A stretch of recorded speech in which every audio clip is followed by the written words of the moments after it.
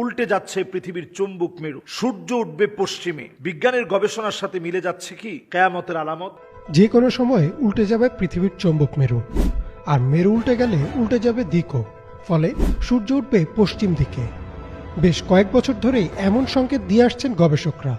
যদি সত্যি সত্যি পৃথিবীর চৌম্বক মেরু উল্টে যায় তাহলে কি হবে মানব জাতির? তো বিজ্ঞানের যে গবেষণা বা যে প্রশ্নটা ভাই করেছেন আসলে অত্যন্ত গুরুত্বপূর্ণ।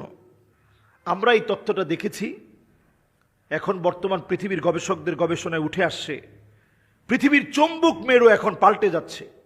সূর্য পূর্ব দিক থেকে না উঠে পশ্চিম দিক থেকে সূর্য উঠবে, এটা তারা বলছে।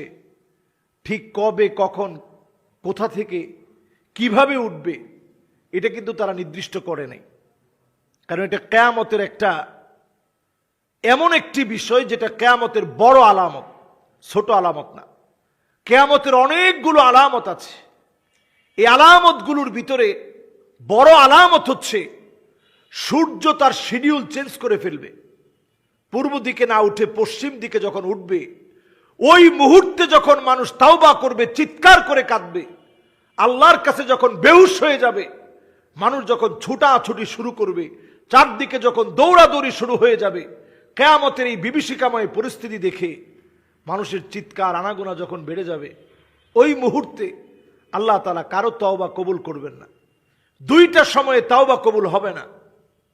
এর মধ্যে একটা সময় হচ্ছে তখন সূর্য যখন পশ্চিম দিক থেকে উঠবে, মানুষ দেখা মাত্রই আল্লাহর কাছে তওবা করবে যে আল্লাহ বড় ভুল হয়ে গেছে, বড় মুসিবতের মধ্যে পড়ে গেছি, এই তো মনে হয় কিয়ামত চলে আসতেছে। সেই মুহূর্তে যখন তাওবা করবে আল্লাহ পাক তখন তাওবা কবুল করবে না। তাইলে তাওবা কবুল করবে কখন? উত্তর হচ্ছে এখন, এখনই আপনি তাওবা করেন। দুই সময়ে তাওবা কবুল হবে না।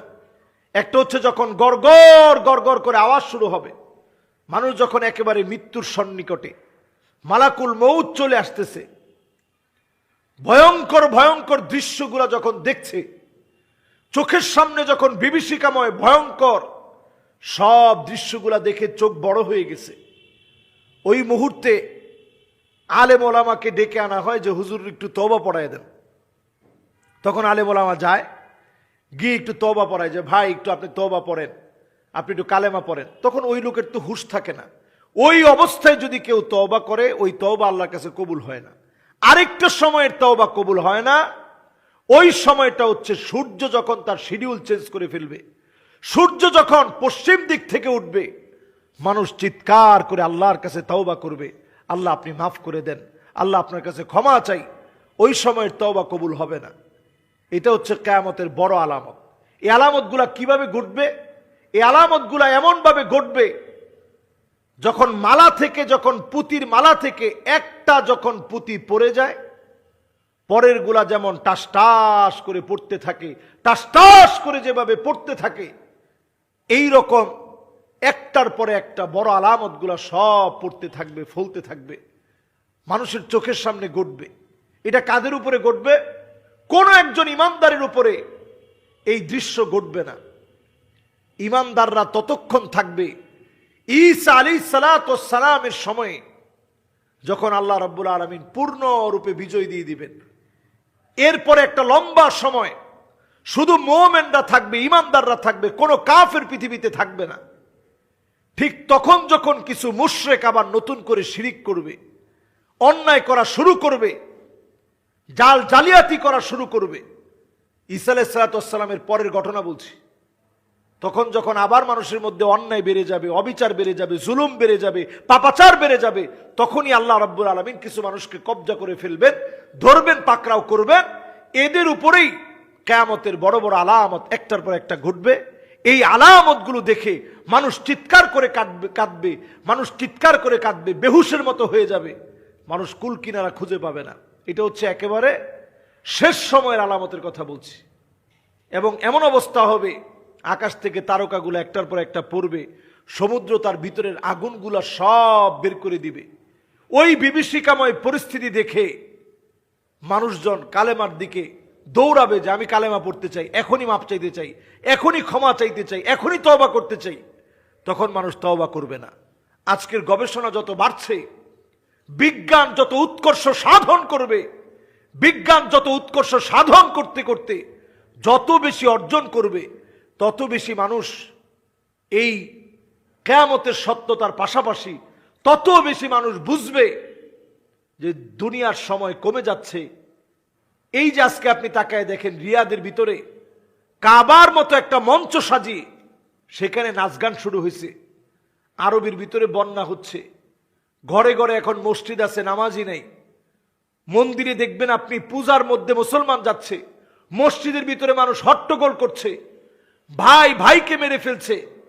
এই সব কাজগুলো আমাদেরকে বলে দিচ্ছে দুনিয়ার সময় আস্তে আস্তে ফুরিয়ে যাচ্ছে।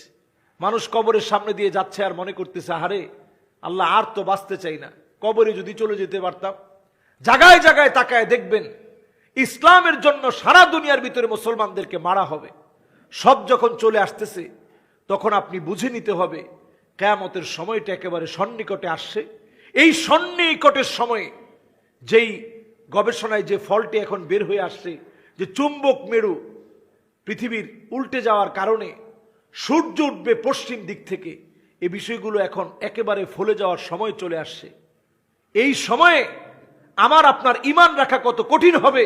হাতের ভিতরে জ্বলন্ত একটা আগুন রাখা যেমন কঠিন, ঈমান রাখাটা এমন কঠিন হয়ে যাবে। মাআযাল্লাহ, আল্লাহর কাছে আমরা পানাহ চাই। এই সময়ের মানুষের দামও আল্লাহর কাছে এত বেশি হবে। নবীজি বলছে 50 জনের সমান দাম। সাহাবায়ে কেরাম বললেন, ইয়া রাসূলুল্লাহ, 50 কি ওই যুগের মানুষের?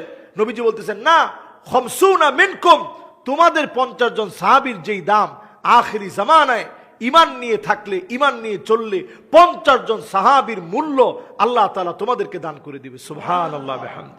আল্লাহ রাব্বুল আলামিন এই সময়ে ঈমানের পথে চলা, ঈমানের সাথে থাকার তৌফিক আমাদেরকে দান করুক। আমিন। ওয়াসসালামু আলাইকুম ওয়া রাহমাতুল্লাহি ওয়া বারাকাতুহু।